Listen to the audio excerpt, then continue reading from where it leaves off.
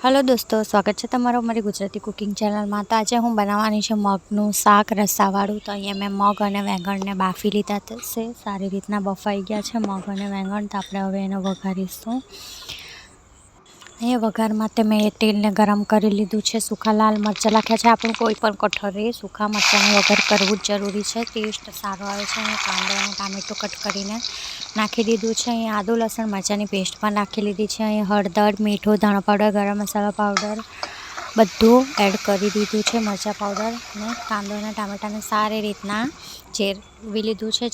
चढ़ी गया पछी आपणे एमां नाखीशुं बाफेला मग अने वेंगण। वेंगणने मगमां आटी काढवाना छे अने सारी रीतना मिक्स करी आपणे मगने 5 एक मिनिट सुधी उकाळवा देवुं छे अने લીલો धाणो उपरथी नाखવો छे। तो तैयार छे आपणुं रस्सावाळुं गुजराती मगनुं शाक अने चोखाना रोटला। एमां खाती वखते आपणे લીંબુ નીચવીને खावानुं। बहुत अमुक कठोळ एवा रही है कि લીંબુ નીચવવાથી टेस्ट हजू वधी जाय छे। तो अहींया तैयार छे शाक। केवुं बन्युं कमेंट करीने जरूरथी बतावजो अने लाइक शेर अने सब्सक्राइब जरूरथी करजो। आ छे मगनुं शाक।